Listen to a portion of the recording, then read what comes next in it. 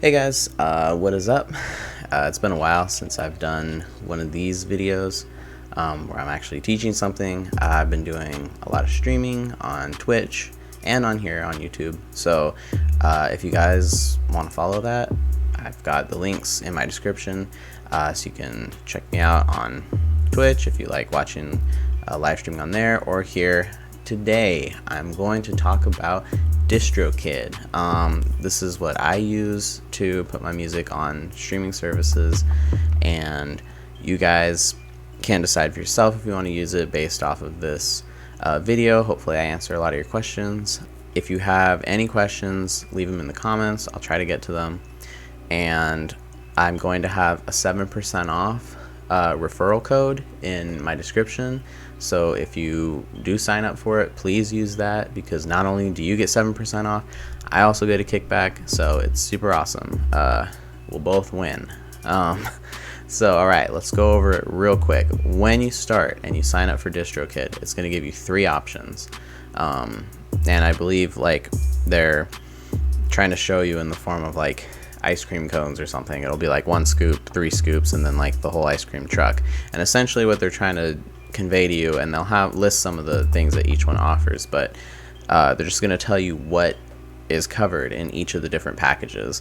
Now I went with the middle one. I believe it's the $30 a year one. It might be $35, I can't remember, but that's the one I went with because for me, I just liked that it had scheduling. That was the really big thing. It was only like $10 or $15 more, and it had the ability to schedule your releases, which is super important for when you're trying to get Spotify playlist placements and stuff like that. So that's why I went with that one. But as you can see here, if you go with the simplest one, it's just $20 a year for just one band / artist. There's Musician Plus. Okay, I believe this is the one I use.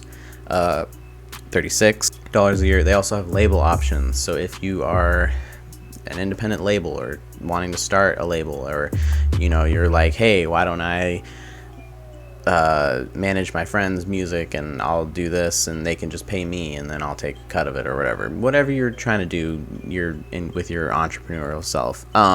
There's the label 10, 20, 50, 100. Okay, those are the costs. Let's get into it. Uploading. It will have every single one of these checked for you. Every single place that you can stream music as of right now is what they tout. Now I know a question I'm going to get from a lot of people on, is Distrokid the best? Is that the one I should use? Is that the one I should go with? I don't know. It's all up to you. It's personal preference. It's just what you decide from each one.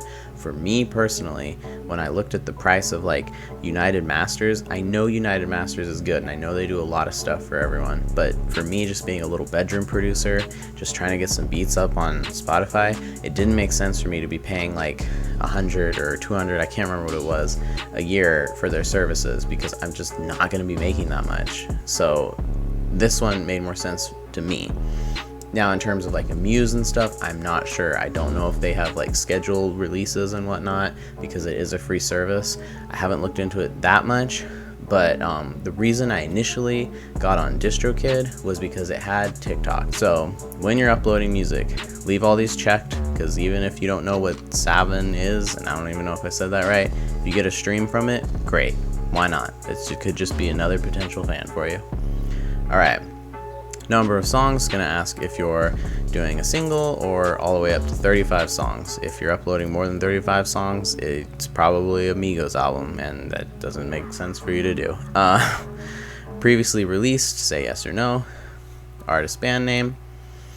Are you on Apple Music, Spotify? I'm already connected on those. The release date, like I said, this is super important. Push it out probably about a month so you can build up your marketing campaign, and also you can submit it for Spotify playlists, which is super important if you're trying to get those streams.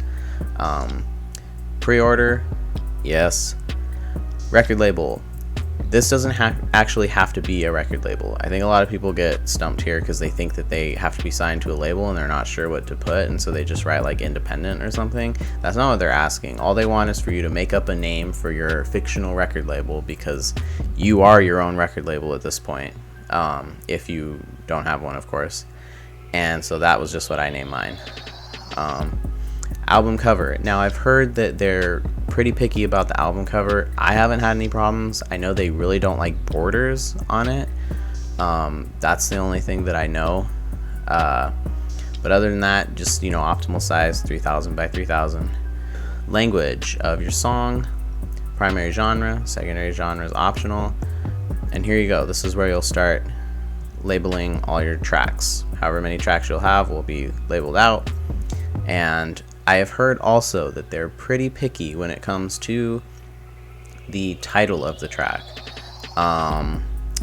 I don't know. I haven't run into any problems, but I'm also not super experimental with my track titles. I know that if say you're like Travis Scott and you like to capitalize everything, I don't know if they are okay with that or not, but just want to give you a heads up. Audio file, songwriter real name, so you can find them on their PRO. If you have explicit lyrics, radio edit. If it's an instrumental, which if you're uploading beats, that will be. Preview clip start time. So on TikTok, you can put, you can select where you want it to start. You can either let you select or just let the TikTok, Apple Music, iTunes, etc. select. Okay, and then the track price. Tracks over 10 minutes are just automatically priced higher because it probably costs them more to keep them. Okay, these are the optional things that you can add. They're at the bottom. Instagram and Facebook is free, so always add that. I don't know why you wouldn't.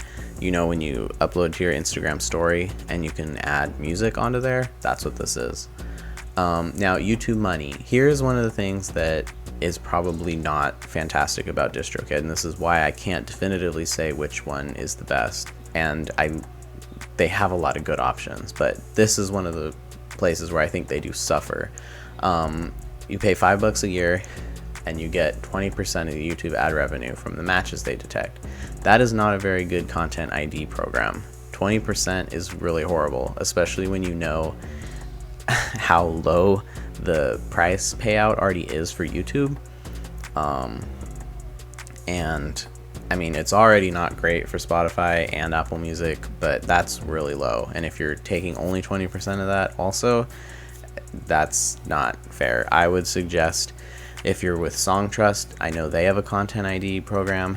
I'm not sure what the percentages are or whatever, but also I think Sound Exchange or the Harry Fox agency, one of those also has, I can't remember which of those is for content ID. Store Maximizer, so for $8 a year, they'll automatically deliver the single or the album, EP, whatever, to new online stores and streaming services as they add them. This is, like I said, they always are really on top of it. One of the reasons I signed up with them was because they were one of the first to allow you to distribute to TikTok.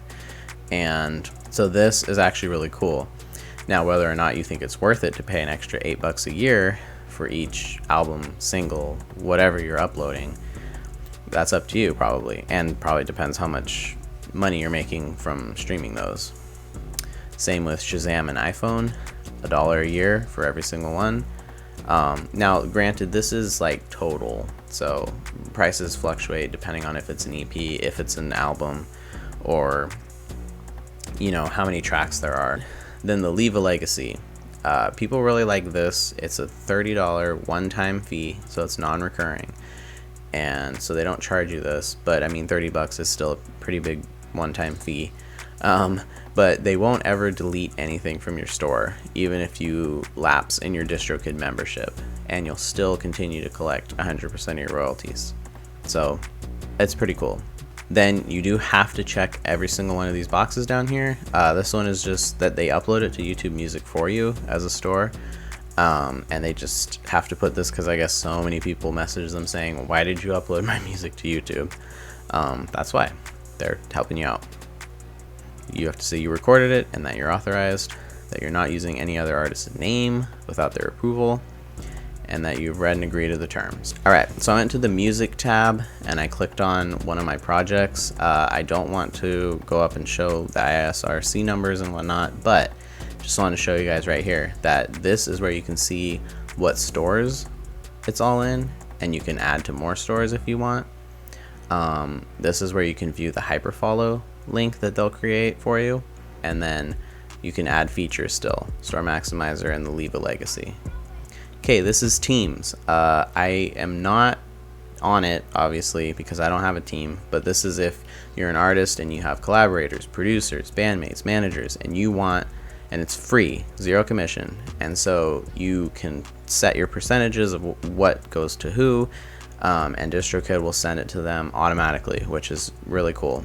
So that is definitely something to take advantage of. Stats, pretty self-explanatory. Don't laugh at my stats, I know they're sad. So just go here, Spotify, iTunes and Amazon, Apple Music, and it will show you all your stats. This is what I was talking about. The way that they're going to show you. Oh, I guess it's 5 scoops. Okay. So here's the regular one. The cool thing is that each one is unlimited, unlimited uploads, and Spotify verified. But as you can see, I think this is more worth it because you get so much more, and plus you're saving 10%. So that's why I like it. The bank, I'm not going to click on the bank because there's sensitive information in there, but that'll just tell you how much you have received from your streaming thus far. Okay, in the more, there is a lot. Hyperfollow links are super important. On my hyperfollows, as you can see, I had people view it, I had people save stuff. It's super cool. It lets you pre-save and collect emails and stuff. It's almost like a ClickFunnels page, and Spotify really looks at how many people are pre-saving your songs, and they factor that into if it makes playlist consideration. It's not the ultimate decider, but it has a lot to do with it. Lyrics, you can put your lyrics in services and search engines. So maybe if you don't have the Shazam, but people still go, oh, well, I remember in the song he said da da da. I've done that before. I'll just quickly put the lyrics in my phone, and if it pops up, that's awesome. Credits and liner notes in CDs. They used to have, this is for anyone like younger watching this that doesn't know what a CD is, but they used to have, like, on the inside cover art in the booklet, they would have like liner notes thanking everyone. So that's what that is. Meme video generator, they got like different memes. They got Marcel, Elaine from what is that? Oh my god, what's the name of that show? Seinfeld. They have Elaine from Seinfeld. They have Baby Yoda, Clerks, Vizzy. Vizzy's not free. Okay. Vizzy is a video generator. It will create I'm sure you've seen the visualizers that are like a circle and it has like the pulsing like rings around it and stuff. They'll help you do that. I don't believe it's free, but it could be cool if you maybe don't have money to shoot a music video right now. At least you'll have something up. Personal profile, so you can connect with people who are on Distrokid. The Vault for free unlimited backup of your music files. Wheel of Playlist, you spin it and you have a chance to get on Distrokid's own Spotify playlist. Distro Lock protects your music from unauthorized releases. Referral program, that's what I'm doing right now, 7% off. And then I also get money too. It's a win-win. Fixer, so that's to move music on and off your page in different streaming services. Makes it easy. Streaming service goodies like Spotify verification, which is super cool. Apple Music for artists, etc. Because Apple Music is kind of hard. For one, I don't have any Apple anything. I don't have an iPhone. I don't have a MacBook. So that was super helpful to actually connect with my Apple account, because otherwise it was kind of tricky to do that since I don't have even an Apple ID when I started this. Account settings, and that's it. So anyways, that is the basic rundown of Distrokid. If you guys have any questions on how to do any of this stuff or got confused on anything I was talking about, just ask me in the comments. But if you ask me, is Distrokid the best, I will say again, I don't know. It's just up to you and what you need. I will have the link down below for the 7% off. If you're gonna use it, please use the link. Why not, right? I would greatly appreciate it. I will be making further videos on stuff like this. I'll probably do one on Song Trust, so how to collect on your PRO. I will most likely do one on how I stream on Twitch and YouTube at the same time with Restream. But yeah, so like I said, any questions, any comments, concerns, leave them below. Subscribe if you want to see more, and thank you. Appreciate it.